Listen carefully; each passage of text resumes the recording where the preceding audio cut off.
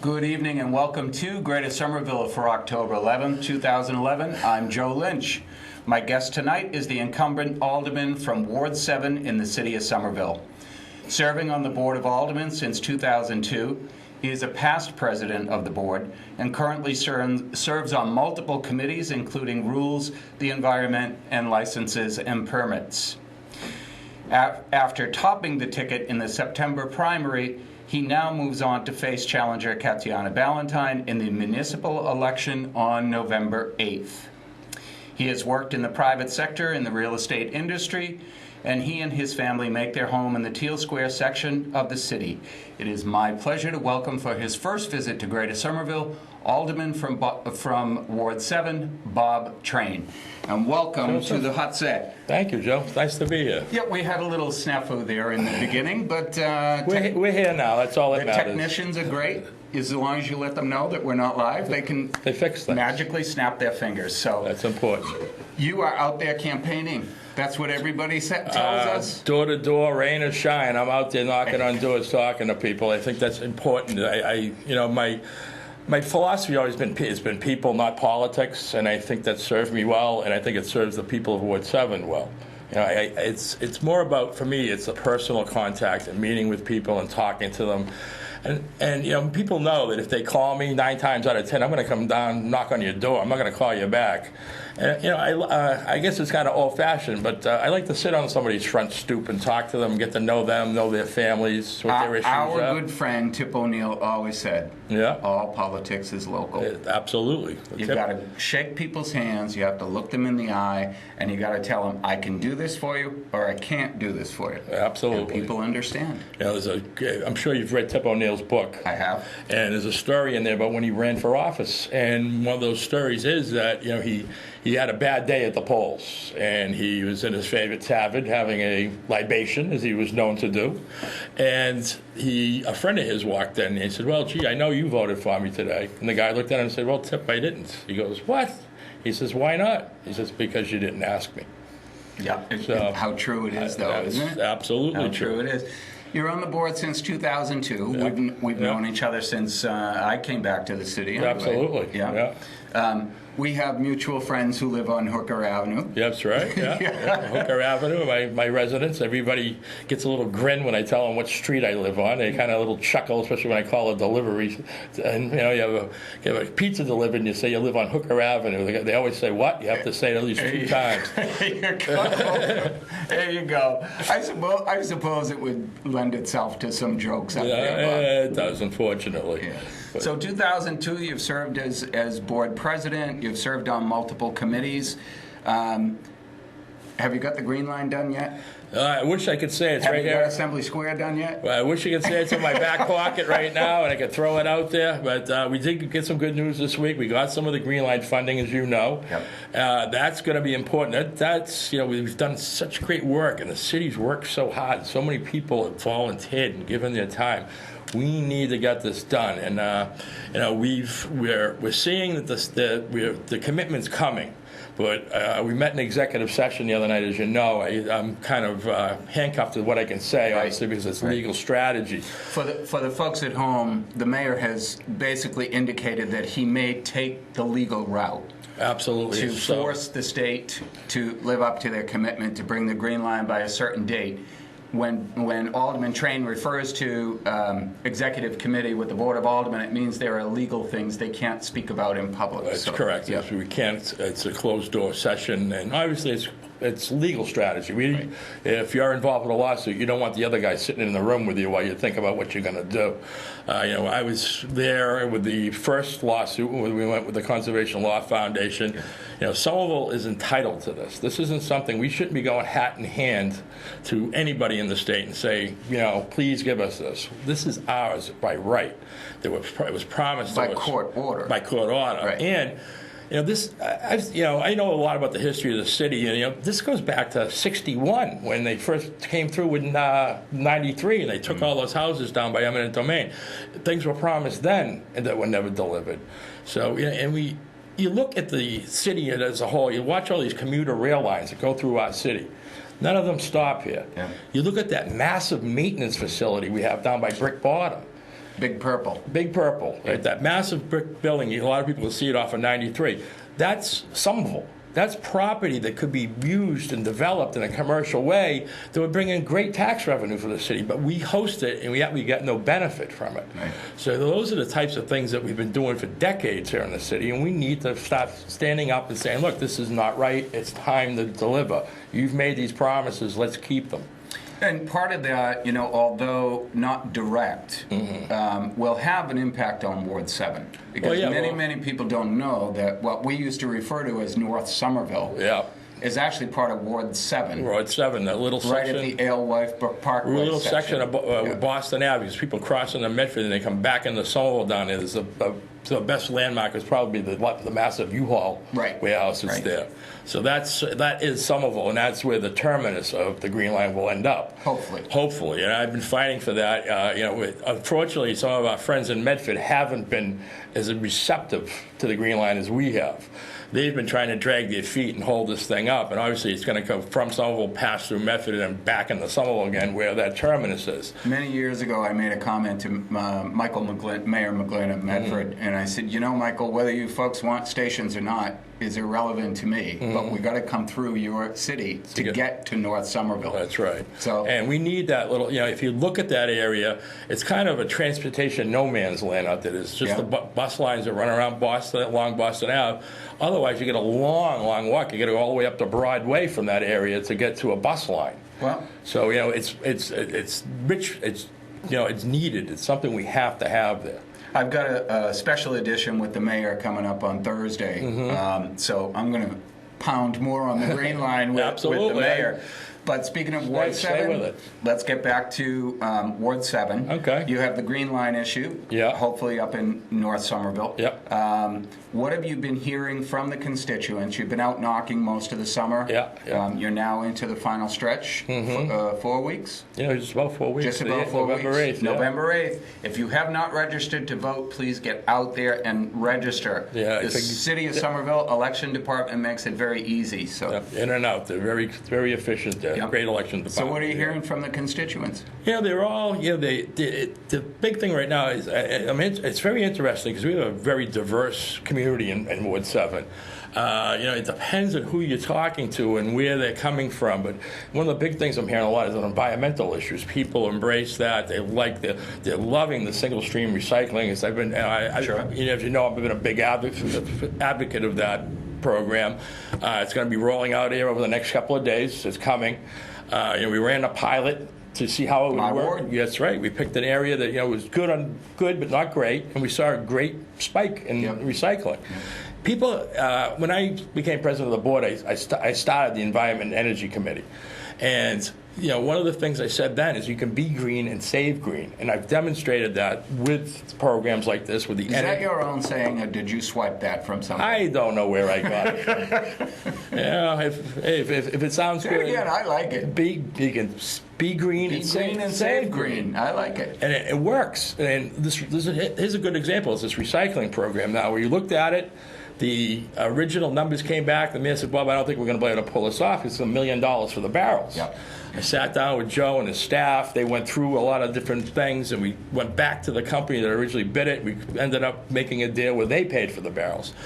People don't realize that those recyclables get sold. 40% of that money is going to come back to the city. And the other side of it is that you don't think about is those recyclables would have went into that regular trash truck. That's right. And what happens with that trash truck, it goes to the dump, they weigh it. Right. We get charged by the pound, how many tons or whatever, it's called a tipping fee. Right.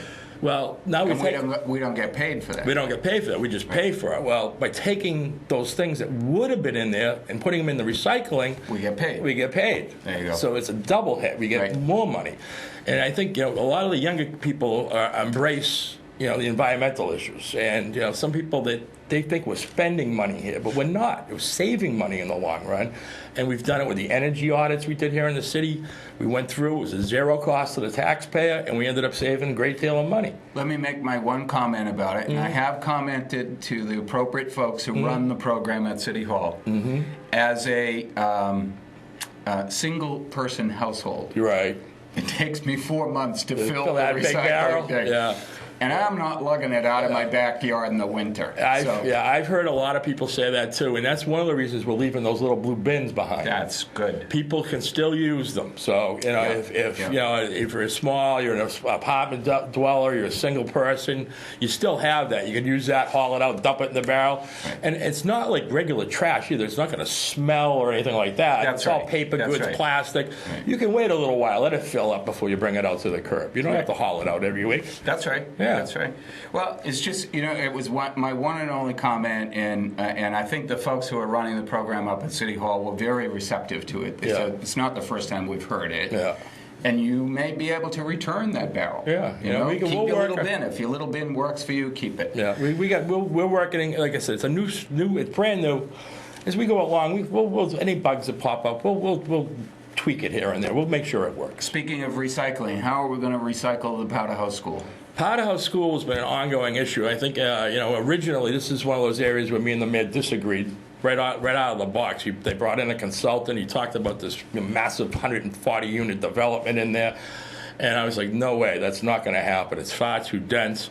We have the space there that's really attractive. We should develop. And my thought is that, we should basically at this point, we've had all these public meetings, and overwhelmingly, it seems to me that, people want to see a green component to this, and I agree with that. I think that we should maybe move to split the parcel or find a developer that's willing to work with us that will pick up the process where they'll pay for the green lines, the green space there. Green space. I think that the best bet is probably like to build on the footprint where the school is now, so they could demo that building. And there's value there for a developer. Because, I don't know about you, but would you like to live right next to a nice, beautiful green space, a nice park? I do. Yeah. Trump Field, yeah. Well, we have such valuable land in this city. And I think, Alderman Trane, again, we've known each other. Alderman Trane assisted our neighborhood when we were doing the Max Pack development. Absolutely. You happen to have been the board president at that time as well. A lot of times I think we sell ourselves short in this city. We have such valuable real estate that the developers are banging down the door to get here, and it irritates not only me, but other residents when we don't have a real nuts and bolts, hard and fast negotiation with them. Right. You want to come into this city, you want to build in this city, here's what we require of you. And I'm not talking just zoning. No, and I'm talking, there should be community benefits, too. That's right. The developers coming in and making all that money. And you mentioned Max Pack. You remember the night of that vote, I was fighting right up to the last minute. I got them to kick in an extra $20,000 in neighborhood improvement funds. You bet. And, I do things like that, too. Like when you called me, I said it wasn't enough. It wasn't enough. We wanted more. I know. Well, Joe, I can only hold them up so long. There you go. I had about 20 minutes to negotiate it, and I got you 20,000, I think it was at the time. So that's not bad. Yeah, it was over $1,000 a minute, not bad. But it's the same type of thing. I have a development that's going in on Western Ave, and I said, okay, what can we do that's outside the box? I talked to them, and I said, listen, one of the things we have here is we're trying to depave the city, and a lot of people are trying to do the right thing on their properties. So I got that developer to go around and haul away driveways and patios and things that people had, the hardscape, for free. He went down with a Bobcat and a dump truck and hauled it all away. And if that's where the expense is. It's easy to break it up. It's hard to get rid of it. Right. And a lot of these people had, they had little parties at their house, and everybody came with a sledgehammer and their crowbars and broke it up. Yep. And these people came and hauled it away at no cost. Those are the types of things. Those are little community benefits, but they're great for the people that live here. Yep. And they're terrific for the environment. Absolutely. I mean, when you look at the city, when you look at some of the flooding that's gone on in the city, sometimes I think my parents were on the cutting edge because they never wanted to pave over anything. Yeah. So we have there are some folks in our neighborhood, they have cement drives all the way up to the house, and then everything has been illegally paved in the back, and a deck that It's covers terrible. everything? I see it in a lot of places around here. It's ugly, and it causes all that runoff to go straight into our storm drains and stuff. We're paying Or into for- your neighbor's yard. Or into your neighbor's yard, and Yeah. it causes flooding issues for someone else. So it's, those are one of those things we have to look at really hard. We're working on now tweaking our zoning codes because there's loopholes that are a mile wide that you could drive a truck through that people use to do this type of stuff. What do you anticipate for Powder House? Do you see any movement on the mayor's end in terms of how he wants to move ahead with it? I think it's changed dramatically over the outlook of this through the community process and having these people come in and doing these various exercises that we've done. We had a meeting the other night. We had an architectural website that ran a contest, and they used the Powder House site as one of the things. So we got like 7 or 8 free designs. So we had those out there. It was interesting. Some of them were a little out there, as you would suspect, but some of them were interesting. And we put them out there, and people went around the room and put down the pros and cons of each site design. And I think that way there we could kind of look and say, okay, we take it's a little bit from part A and B or C, and come up with something that works for the neighborhood. Well, I think what's going to be critical, and you know this as well as any other ward alderman in the city, what's critical is what the immediate abutters are willing to live with. That's always the issue. Like, I went through like Cape and Court. We did the development there. We went in the VNA and the new housing project there. That's 190 some odd units of affordable housing for seniors. Cape and Court, right up by the Alewife pumping station. Yes. Up behind on the hill area. It's a beautiful building, beautiful concept, but it took, I think I must have had 30 some odd meetings, and a lot of them I had in the living rooms of the direct abutters. Yep. Because they had issues and concerns, and it took a while, but little by little, people came around, and we made a few tweaks. We changed design plans, and it worked. So a very successful new housing development. Absolutely. How about housing in 7 in general? It's an expensive part of the city. But people don't realize, you have to think about it. I have a lot of affordable housing. We have the Clarendon Hill Towers. Yep. And we have a new management company there. They've started renovations on all the apartments. They just built a brand new community building right in the center of the complex. Mm-hmm. And that reason they did that is they had like the various buildings. They were using what would have been apartments for office space. Well, they took all those offices out, put them in this new building, and opened up even more apartments for people at affordable rates. So it's a balancing act out there, and I think in Somerville we have the Clarendon Hill Towers. You have the Clarendon Hill, which is it's kind of confusing for people, but the Housing Authority on North Street, they call that Clarendon Hill also. Right. Weston Manor, Cape and Court. And, we have a lot of affordable housing in Ward 7. Mm-hmm. And there's always room for more. We have people here that are, I talked to some people today on the phone that were losing their apartment after some developer or, basically speculator, we call it, bought the property. They're all over the city, Bob. Yeah, and right away he called me today. He says, Bob, the guy showed up at my front door, new lease. I've been a tenant at will. He wants $600 more a month than what I'm paying now. I'm looking, but they're trying to force me out. And so obviously I'm going to help this guy and do whatever I can. But that's kind of what we're seeing out there, especially in the West End. And in the Tufts area in particular, we see a lot of that too. Sure. The student housing. Speaking of Tufts, you've been tough on Tufts at times. At times. And it helps in terms of the long-time residents up in that area. It is. Sometimes it's going to be a little bit of the carrot and the stick sometimes. And Tufts has been... I have to say, it took a while, and I had to be hard about it, but it took a little while, and they've come around now, and I see a difference in their response. We start out the school year because we want to set a tone, and I think what we've done is we've put Tufts police officer in a cruiser with a Somerville police officer. They respond to any noise complaints. They take the student IDs. They write a report, and it goes to the dean of students first thing Monday morning. And they get a phone call. And you're also going after the landlords. I have a new ordinance in now. Hopefully, Alderman White's been chairing legislative matters. He's been trying to get it out of committee for me. I'm hoping this week, and if not, only the next following meeting. But I think part of the problem are these absentee landlords. And if you go into these properties, you can tell that the landlords, they don't care. They're just looking to make a buck. No. You know, they're out in some leafy suburb outside of the city, and the only thing they care about is the first of the month the check clears. They don't care about the quality of life and how these... Or the safety. Or the safety of these... Right. And, you know, that's part of the problem, too. I think, you know, by doing this, we do improve the safety for the students. Well, yeah, there was that tragic incident a few years back where it was an illegal apartment, yeah. illegal wiring, illegal plumbing, illegal everything. Joe, you would not believe the things I've seen out there. You know, I had a house on Chetwynd Road a few years ago. I got all these complaints. Went and knocked on the door, and it turned out the young man, I knew him. When I said, "Oh, Bob, what are you doing here?" And I said, "Well, you know, we've had some issues." He said, "Do you mind if I look around?" Well, he let me in the house. And right away, I knew there was problems. This place, I went into the basement. This man had built 3 or 4 different rooms into the basement with bunk beds. Mm-hmm. There was a total of 16 people living in this 2-family house. Mm-hmm. And the basement one was this tiny little narrow stairway, no other egress out of it. If there ever had been a fire, it would have been tragic. Right. Shut it down immediately. You know, people don't realize there's a state law that requires, once I'm inside of something, if you're a building inspector, you see a fire issue or whatever, you have to report that to the fire. You're required to report it.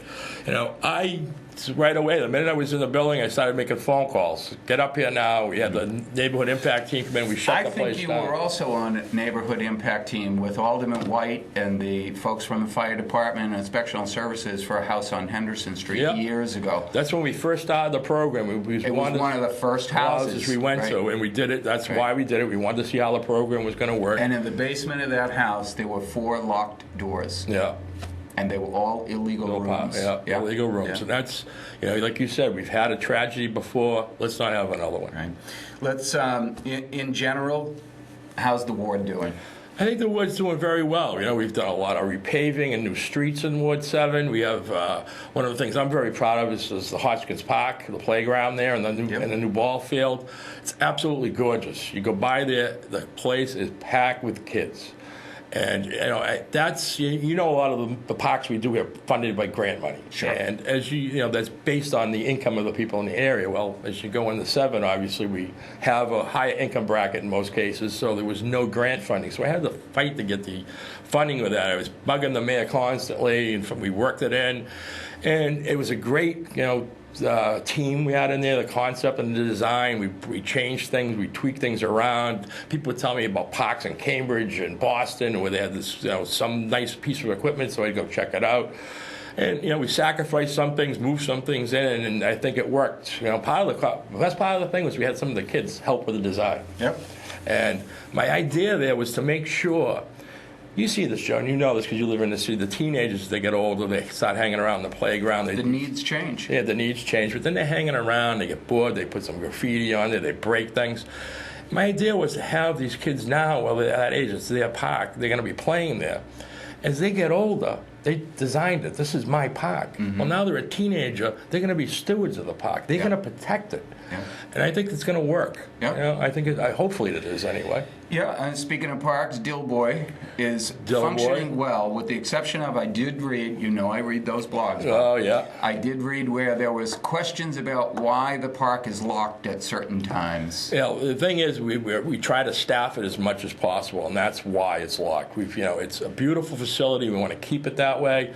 And I've advocated to try to expand hours, but again, it's budgeting things. We have to hire a body to be there to keep an eye on the place.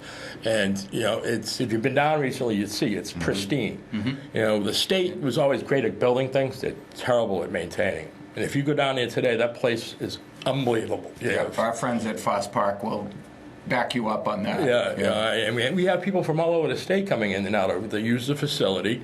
We're not, you know, the money that comes in, we put back into it, so it's not like we're spending any money there.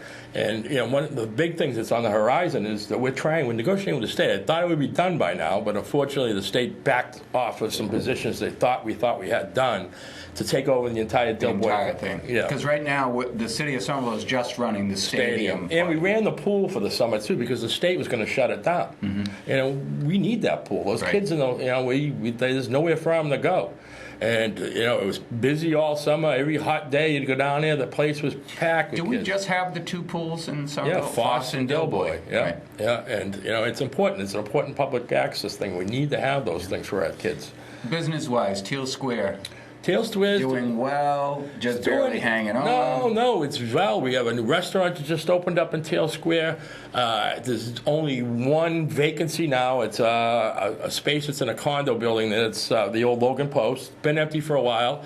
I just recently met a young man that wants to go in there. I think it's been empty for so long because the rents that I think the owner was expecting were way out of proportion to what the space is really worth. So he's got like a personal trainer type of gym thing that he's talking about bringing in there. So that'll be nice. Bring in some more people into the square and they can see what Somerville's all about. And beyond that, there's really no vacancies in the square. It's busy. The restaurants are doing well. We have new restaurants. Do you have a merchant association up there? They did at one point many years ago. It kind of fell by the wayside. I think I am the merchant organization. I walk around, I stop in, I see the businesses, I talk to them and find out what their needs are, what their issues are. We've tweaked parking, we've moved things around. We just added another loading zone that we took one out because one was being underutilized where we thought the other one would be better. So we flipped them around a little bit. So you basically become the mechanic. For the business folks, you tweak it and you work with them and you see what you can do. But that's really the nature of the job, Bob, is the go-to guy to run interference if they run into problems. Well, with the city. government is a good thing. It provides, for a lot of people, but there's always a lot of red tape.